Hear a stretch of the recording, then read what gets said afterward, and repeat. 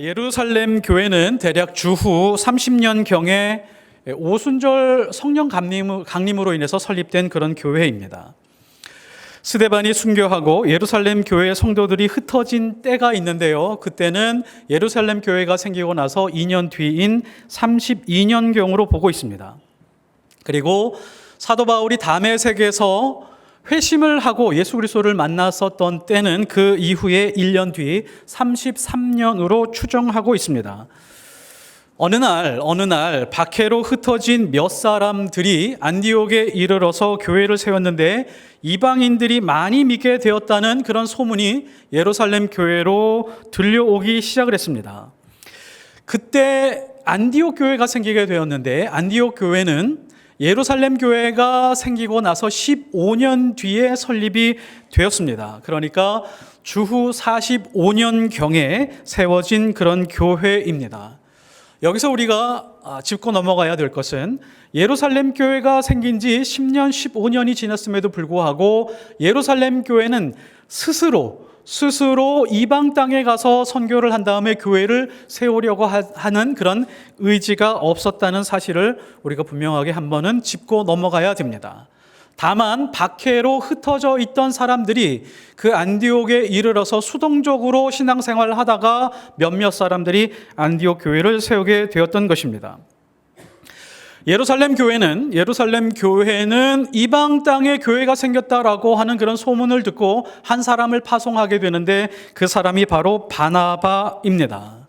이 바나바라고 하는 인물은 우리가 분명하게 정리하고 넘어가야 되고 이 사람의 신앙에 대해서 우리가 배우고 또 영적으로 흡수해야 될 부분들은 충분히 흡수하고 넘어가야 됩니다. 바나바는 예루살렘 교회가 처음 모일 때부터 신앙의 본이 되는 사람이었습니다. 어떤 본이 되었을까요? 간단하게 말하면 바나바가 말하는 그 말의 무게와 삶의 무게가 동일한 그런 사람이었습니다. 사도행전 4장 36절에 보면 구브로에서 난 레위족 사람이 있으니 이름은 요셉이라 사람들이 일컬어 바나바라 번역하면 위로의 아들이라 하니 바나바의 본명을 밝혀두고 있고요. 그리고 바나바가 어느 족속의 출신인지를 성경이 분명하게 기록하고 있습니다.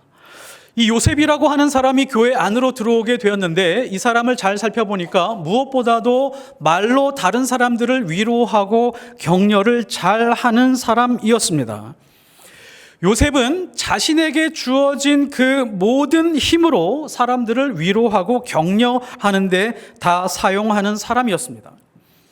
사도들이 잘 살펴보니까 마음의 상처를 받은 사람들, 고통 중에 있는 사람들이 이 요셉이라고 하는 사람을 만나게 되면 위로를 받고 그리고 마음에 큰 위안을 받게 되는 것을 보고 있었습니다. 그래서 사도들이 보기에 요셉의 평소의 삶을 보니 요셉이라고 하는 사람은 요셉이라고 하는 이름에 그 뛰어넘는 그 무언가가 있는 사람이다 라고 하면서 바나바라고 하는 이름을 붙여줍니다.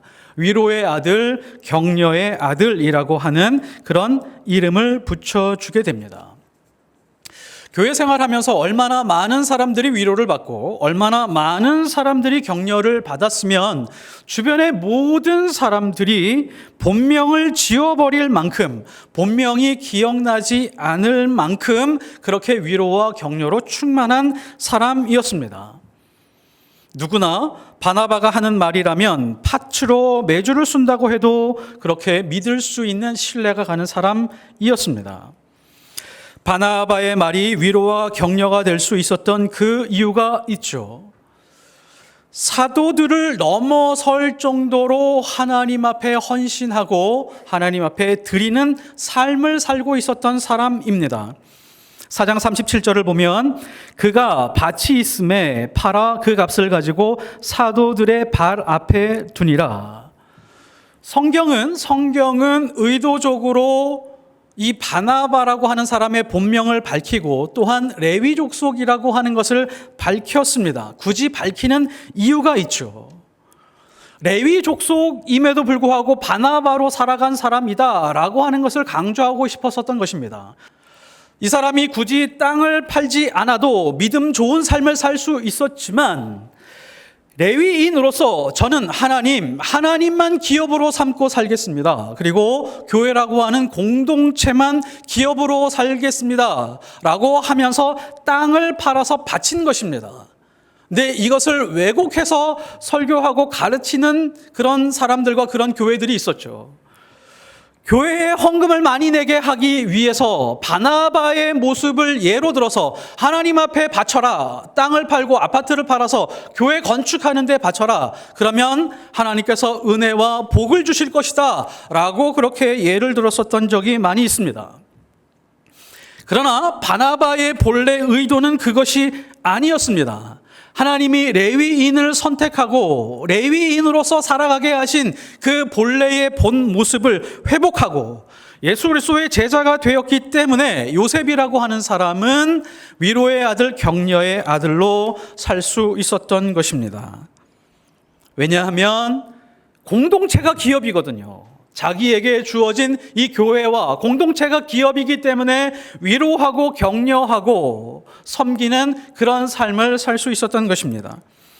바나바는 예루살렘에서 15년간 신앙 생활을 하다가 안디옥으로 달려갑니다. 안디옥 교회에 가니까 어떤 사람들이 모여 있었을까요? 예루살렘 교회에서 신앙 생활하던 몇 사람 외에 이방인이 대부분이었습니다. 이상하게 거기서 예수 그리스도의 복음을 증거하면 많은 사람들이 교회로 와서 공동체를 세워가기 시작을 하는데 그 교인들의 모습이 아마 오합지졸이었을 것입니다.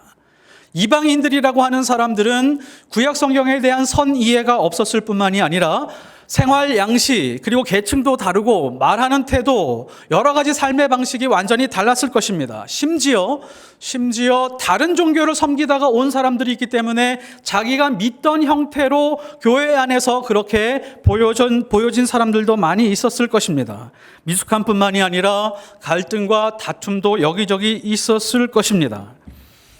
신앙이 성장한 사람들은 사람들을 바라볼 때 그 사람들의 미숙함이 잘 보입니다. 잘못한 거, 약점, 그리고 저 사람이 저러면 안 되는데 라고 하는 그런 부분들이 잘 보이게 되어 있습니다. 말하는 내용이나 태도, 삶의 방식을 보고 단점과 허물이 많이 보이기 마련인데 바나바라고 하는 사람들은 그 사람들 안에서 특별한 것을 보고 기뻐했다라고 성경이 기록하고 있습니다. 23절에 보면 그가 어디에 이르러 안디옥 교회에 이르러 하나님의 은혜를 보고 기뻐하여 바나바는 초신자 이방인들의 모습 안에서 약점과 단점을 보면서 역시 이방인은 이래서 안 돼라고 하면서 그렇게 낙담한 것이 아니라 그 사람들 안에 있는 하나님의 은혜를 보고 기뻐한 사람이었습니다. 사람들은 원래 자기 안에 있는 것을 보고 평가하게 되어 있습니다. 자기가 가지고 있는 애정, 자기가 가지고 있는 관심사, 이런 것을 통해서 다른 사람들을 보게 되어 있습니다.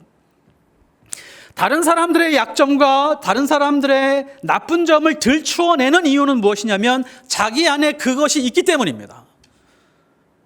자기 안에 은혜가 있다면 다른 사람들의 허물은 덮어주고 다른 사람들의 장점을 살려주는 그런 삶을 살아가게 되어 있습니다. 바나바라고 하는 사람이 미숙한 사람들에게 가서 그 사람들을 보면서 역시 이 사람들은 많이 교육해야 되는 사람들입니다. 오랫동안 기다려줘야 되는 사람들입니다. 라고 보고하지 않고 하나님의 은혜를 보았다라고 하는 것은 바나바 안에 은혜가 충만했다라고 하는 것을 우리는 알 수 있습니다.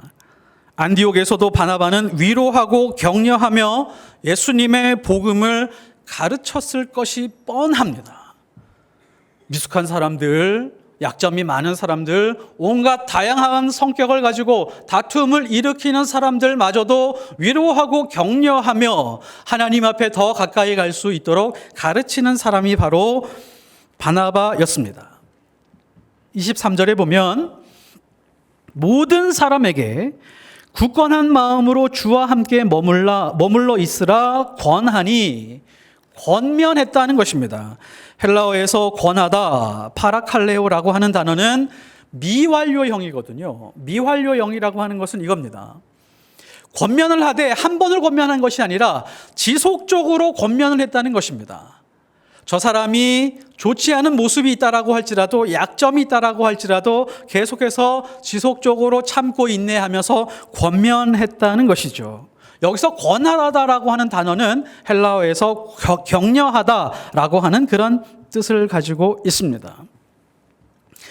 안디옥의 이방인들 초신자들은 성격도 다양하고 사는 형편도 다양하고 다른 종교를 섬기고 있던 사람들도 많이 있었을 것입니다. 분명히 그 교회를 이끌어가는데 골치가 매우 아팠을 텐데, 바나바는 잘하는 사람들 몇몇 사람들 모아서 훈련하고 교육한 다음에 그 교회를 이끌어가려고 하는 것이 아니라 모든 사람들에게 격려하고 위로했다라고 하는 말씀이 오늘 말씀입니다. 모든 사람에게 굳건한 마음으로 주와 함께 머물러 있으라 권하니 라고 이렇게 말씀이 우리에게 가르쳐 주고 있습니다. 바나바가 안디옥에 간 것은 무척 다행입니다. 베드로나 요한이라고 하는 사람 혹은 그 외에 다른 제자들이 갔으면 분명히 이렇게 이야기했을 수도 있습니다. 주와 함께 머물러 있으라 명하니 라고 그렇게 기록되어 있을 가능성이 있습니다. 근데 바나바는 격려하니, 권하니 라고 되어 있습니다. 한국 목사님들이 안디옥에 가지 않은 것도 매우 다행입니다. 안디옥에 가서 한국 목사님들이 목회했다면 점점점 사람들이 많아지기 때문에 예배 공간을 생각하고 건축 헌금하라고 봉투를 나눠준 다음에 작정하라고 했을 가능성이 높습니다. 아니면 헌금을 많이 해라, 11조 해라, 감사 헌금해라, 여러 가지 다양한 헌금 봉투를 마련해서 헌금을 가르쳤을 가능성이 높습니다. 아니면 당신들 방언 받아야 됩니다. 성령을 받아야 됩니다. 성령 세례 받아야 됩니다. 라고 하면서 영적인 능력에 대해서 더 많이 강조를 했을 것입니다. 아마 오순절 성령 때문에 교회가 설립되어서 안디옥 교회도 성령 운동을 했을 가능성이 높겠죠. 그런데 바나바는 성령 운동하지 않았습니다. 예루살렘 교회가 성령의 아주 놀라운 역사로 세워졌음에도 불구하고 바나바는 안디옥 교회에 가서 곧바로 성령 운동하지 않았습니다. 이 얘기는 무엇이냐면 교회가 세워질 때 반드시 방언을 받아야 되거나 반드시 영적인 능력을 구해야 된다는 게 필수가 아니다라고 하는 것을 성경이 말해주고 있습니다.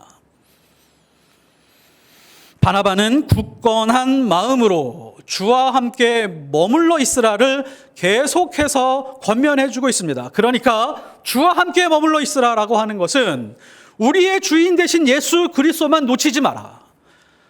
그렇게 하면 우리 인생의 모든 것이 정리가 되고 질서를 잡히게 될 것이다. 그러나 주와 함께 머물러 있지 않으면 우리의 모든 인생이 흐트러지게 되어 있다라고 하는 본질에 대해서 가르쳐 준 것입니다.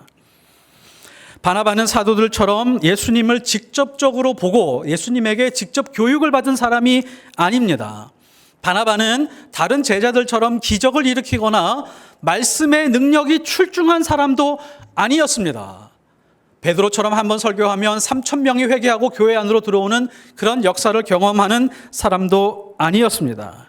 그런데 바나바라고 하는 사람은 어떻게 안디옥 교회 초신자들을 잘 이끌어갈 수 있었을까요? 이유가 단 하나입니다. 24절에 보면 바나바는 착한 사람이요 성령과 믿음이 충만한 사람이라 이에 큰 무리가 주께 더하여 지더라. 많은 사람들이 몰려와서 교회에 헌신하고 예수님을 믿게 되었습니다. 보통 우리는 어떤 사람이 착하다라고 말하면 누가 옆에서 괴롭혀도 독하게 반응하지 않고 성품이 좋은 사람, 이런 사람을 착한 사람이다라고 그렇게 말을 합니다. 그러나 이 원문, 성경에서 말하고 있는 착한 사람이다라고 하는 것을 잘 살펴보면 착한 사람과 성령이 충만한 사람, 착한 사람과 믿음이 충만한 사람이 동격으로 묶여져 있습니다. 그러니까 성령이 충만한 사람, 믿음이 충만한 사람이라고 하는 그런 존재들은 착한 사람이 아닐 수 없다라고 하는 것이죠. 다른 사람들이 말했을 때 저 사람은 성령이 충만한 사람이야, 믿음이 충만한 사람이야 라고 말을 하는데 그 사람의 삶이 착하지 않다라고 하면 그 사람 안에 있는 성령과 믿음이 가짜일 수 있다는 것입니다. 그래서 성경이 바나바를 착하다라고 하는 것을 이렇게 정리할 수 있습니다. 착한 사람은 레위인의 본 모습을 회복하고 성령과 믿음이 충만하여 약한 사람들을 위로해주고 수고하는 사람들을 격려해주고 칭찬하면서 사람을 세워 예수님의 피로 사신 교회 공동체를 이끌어가는 사람, 이렇게 정리할 수 있습니다. 그래서 성령과 믿음이 충만한 사람들이 반드시 하는 일이 있습니다. 그것이 사람을 세우는 일입니다. 그리고 사람들을 하나님과 연결시키는 그런 일입니다. 그리고 교회 공동체와 연결시키는 그런 일입니다. 바나바가 안디옥 교회에서 목회를 하다가 보니까 큰 무리가 모이기 시작을 했습니다. 아마 혼자 감당하기 어려웠겠죠. 몇 사람의 예루살렘 교회 출신, 그리고 바나바, 계속해서 매주 들어오고 있는 그 새신자들 분명히 감당하기 어려웠을 것입니다. 바나바가 고민이 컸겠죠. 그래서 아마 예루살렘 본교회에다가 전가를 보냈을 가능성이 높습니다. 여기 지금 사람들이 계속해서 늘어가고 있습니다. 누구 와서 좀 가르치고 격려해 줄 사람이 필요한데 누구 오실 분이 없을까요? 분명히 전가를 했을 것입니다. 그런데 한 명도 안 왔을 것이다라고 추정할 수 있는 이유가 무엇이냐면 누군가 유명한 제자들 중에 한 사람이라도 와 있었다면 성경에서 기록했을 것입니다. 예루살렘 교회에 있는 사람들이 한 명도 오지 않았습니다. 바나바는 낙담하지 않았습니다. 바나바는 낙담하지 않고 분명히 기도했겠죠. 하나님이 보내주시는 이 수많은 영혼들을 가르치고 교육해야 되는데 일손이 부족합니다. 일꾼이 부족합니다. 어떻게 해야 될까요? 라고 하나님 앞에 기도를 하던 어느 날 10년 전에 만났었던 한 사람을 기억하게 된 것입니다. 그 사람이 바로 사울입니다. 사울이라고 하는 사람이 떠오르고 나서 안디옥에서 다소로 가서 사울을 만나서 안디옥으로 데려옵니다. 안디옥에서 다소까지 거리가 210km입니다. 거기에는 아주 큰 산맥도 있습니다. 그 산맥을 넘어서 왕복 420km를 오고 갔었던 것이죠. 근데 여기서 문제는 무엇이냐면 사울이라고 하는 사람 그 자체가 문제입니다. 사울이라고 하는 사람은 논쟁을 좋아하는 사람이었습니다. 예수님을 믿고 난 다음에도 논쟁을 좋아해서 논쟁을 시작하면 반드시 이기고야 마는 그런 사람이었습니다. 다메섹에서 예수님을 만나고 나서 예루살렘으로 들어갑니다. 예루살렘에 들어가서 얼마나 가슴이 벅찼을까요? 자기가 알고 있는 복음, 예수 그리스도에 대해서 토론하고 사람들과 논쟁을 벌이기 시작을 했습니다. 예루살렘에 있었던 유대인들이 그 토론이 얼마나 격렬했었던지 사울을 죽이고 싶어서 달려들었습니다. 그래서 그 성에서 몰래 바구니를 타고 내려와서 도망을 가서 아라비아 사막에 가서 3년 동안 칩거를 합니다. 3년 동안 칩거를 하다가 사울이라고 하는 사람이 가만히 생각하니까 제자들을 좀 만나고 싶었습니다. 제자들을 만나고 싶어서 예루살렘에 올라가서 제자들을 사귀고자 했습니다. 제자들이 어떻게 했을까요? 제자들은 전혀 만나고 싶은 마음이 없었습니다. 왜냐하면 저 사람이 믿었었던 게 진짜일지 아닐지가 검증이 되지 않았습니다. 그리고 예수님을 믿고 난 다음에도 소란을 일으켰었기 때문에 저 사람과 가까이 하는 게 싫었습니다. 그래서 거부하고 있었는데 사도행전 9장에서 보면 사울이 예루살렘에 가서 제자들을 사귀고자 하나 다 두려워하여 그가 제자됨을 믿지 아니하니. 예루살렘 교회는 사울에 대해서 전혀 믿음이 없었습니다. 그때 연결해 준 사람이 바로 바나바라고 하는 사람입니다. 사울의 회심을 보증해 준 사람이 바나바였습니다. 9장 27절에 보면 바나바가 데리고 사도들에게 가서 그가 길에서 어떻게 주를 보았는지와 주께서 그에게 말씀하신 일과 다메섹에서 그가 예수님의 이름으로 담대히 말하였는지를 전하니라. 바나바가 예루살렘 교회에 이 말을 한 다음에 예루살렘 교회에 있었던 제자들과 그 성도들은 전체가 사울을 수용하기 시작을 했습니다. 바나바의 말이 굉장히 큰 힘이 되었던 것이죠. 바나바가 말로 보증하는 사람은 교회 전체가 동의할 만큼 바나바의 말이 중요했습니다. 왜냐하면 바나바의 말의 무게와 삶의 무게가 같았기 때문입니다. 예루살렘 교회 모든 사람들이 인정하고 있었기 때문입니다. 바나바가 아니었다면 사울은 바울이 되기 어려웠을 것입니다. 사울은 바나바가 있었기 때문에 바울이 되었고 하나님 손에 붙들려서 귀한 종으로 쓰임받게 되었습니다.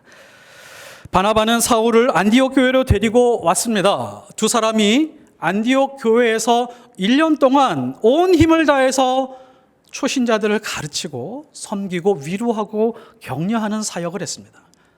많은 사람들이 눈에 띄도록 성장해가고 하나님을 깊이 만나고 삶이 변해가는 것이 두드러지게 보이기 시작을 했습니다.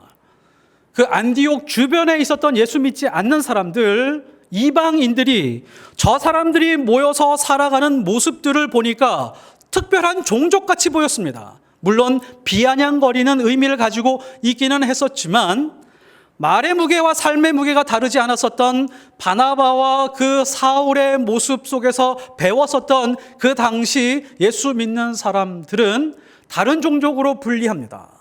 그 이름을 그리스도인이라고 이름을 붙이기 시작을 했습니다. 그러니까 예수를 따르는 사람들, 이 사람들은 사실 깊이 생각을 해보면 처음에 말과 삶이 다르지 않은 사람들이었다라고 그렇게 말씀드릴 수가 있습니다.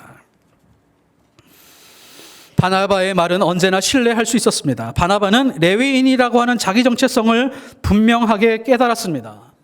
그래서 하나님이 선택하셨던 그 레위인의 모습을 자기의 삶으로 회복을 했었고 자기 인생의 기업이 땅이나 소유물에 있었던 것이 아니라 하나님이고 교회 공동체라고 하는 그 믿음을 가지고 살았습니다.